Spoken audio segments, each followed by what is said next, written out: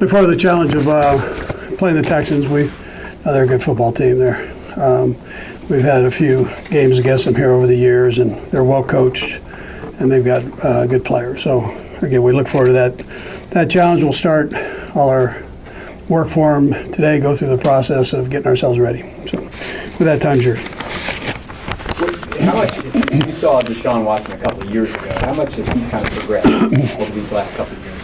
Yeah, he's a heck of a player. We had him in here before the draft, and sure thought the world of him. He was a heck of a player in college, and he's carried that over, and he's playing real good football. Yeah. Making better decisions, is that kind of goes along with getting older? Yeah, he's just playing good football. I mean, that's all the way around. I don't know exactly what they're asking him and not asking him to do, but whatever they're asking him to do, he's doing well right now. So. Kind of a what-if scenario, if somebody had jumped in front of you guys to grab Patrick, was Deshaun a guy that you would have been happy with and wanted to coach? I thought he was a heck of a player. I don't even know if we can talk about those things, but I would tell you he's a heck of a player. And a situation with Patrick who's seemingly a little gimpy with the ankle, and he takes that shot the other day. Do you in any way weigh the long-term benefit versus just the immediate in terms of should you sit him even if he could go? Yeah, we're not going to put him in harm's way there. I mean, that's not how we roll here. So, I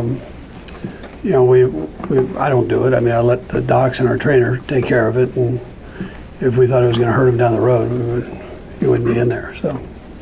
And everybody's kind of hurt this time of year. That's sort of part of what goes on here. I mean, yeah, the main thing was he got stepped on. That's what happened in the game. That's so. And then it kind of settled down after that. But that happens. A lot of guys didn't get that part. He's a new offensive lineman. Wisniewski's a guy who could potentially slide right in before you guys left there. Well, he's capable of doing that, yeah. I mean, it's a matter of just getting in and learning right now. But he's played a long time in the league. Been a starter guard, been a starter center. I guess feasible to be ready after 3 days. Yeah, no, he could be, ready if needed, yeah. But I think we just give him a chance to learn right now. Does playing for Doug help him in that transition at all? Yeah, if you know what Doug does. Yeah, absolutely.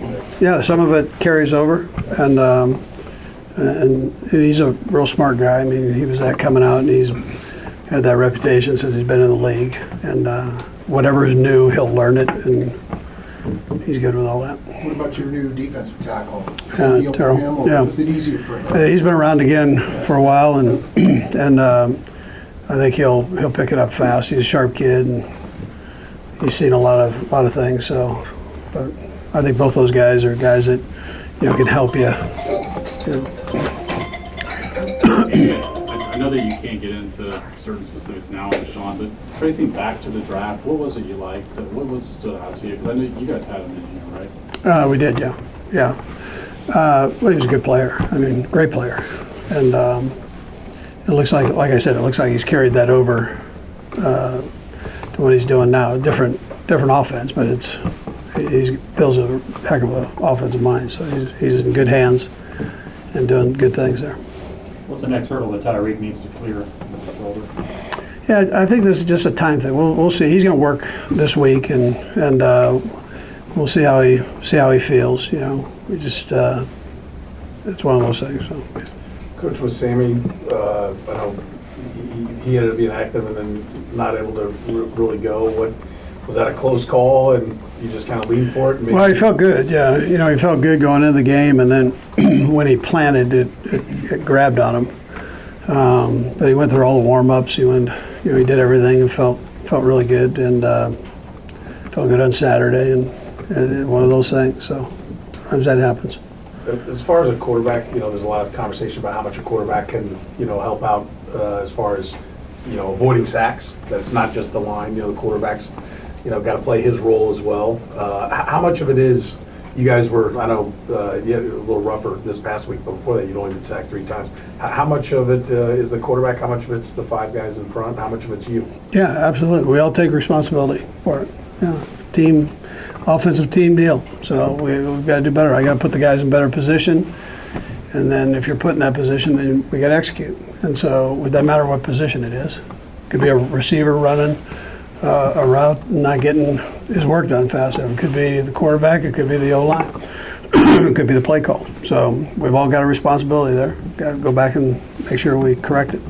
You anticipate Tyreek being a full participant today?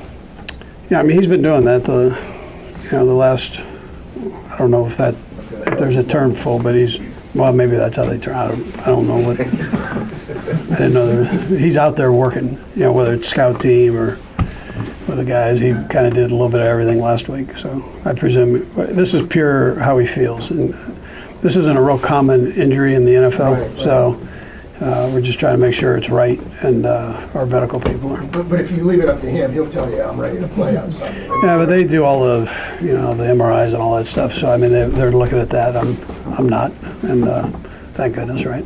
The contact will be the big key of that, right? To see how he can. There's not a lot of real contact during practice. Will there be a little bit of apprehension whenever he's active, just to see how he responds to that? No, I don't think so. I mean, you're not going to put him in that situation if he's apprehensive. So. No, we know he won't have apprehension. I'm talking about apprehension on your guys. Our part. No, I don't. No, I mean that's not. You make sure it's good, and then he can go do. You can't play this game like that. So then you can't coach it that way. I mean, if the guy's ready, then he goes and does his thing and plays. I know you guys have been high on Byron Pringle since last year. Just what does his advanced route running that he showed in a game maybe mean for his role, even when you had a full sort of healthy guy? Yeah, well, he's big and strong, has a good feel inside where he's playing there, and has made some plays outside. But big, fast, and strong. So and the quarterback has trust in him, which is important. So that means he's running the right routes and getting to the right spots, and so that's great for his career going forward. For us as a team, that's great offense. One of the big penalty areas that everyone needs to focus on because of the consistency is roughing the passer. Do you have a real feel for what is roughing the passer these days and the consistency of the calls? Well, I think there's a human element that comes to officiating. So they try to make it as consistent as they can, but everybody, actually on game time is going to probably see it a little bit different, depending on when they want to throw it, not throw it. But it's subjective on their part, the officials, I'm saying. So, but I mean, I have a pretty good idea what it is. Yeah. So, by rule, but it's it depends on how they see it. But that's a human element. I mean, that's all part of the game. The Colts showed you guys a lot of man coverage on Sunday, and then after the game, Patrick talked about the Lions exactly before, and then New England did it in the NFC Championship game. So what does that change for you guys? Like, especially when you're running without Tyreek and without Sammy, what do you guys need to be doing against man coverages? Yeah, so we have the guys that can do it. I've got to make sure I get them in the right position, call wise, and then you got to defeat it. So it's truly man on man, and you're not working in space. You're trying to defeat the guy over you, and there's certain ways you do that. And so collectively, we've all got to get better at that.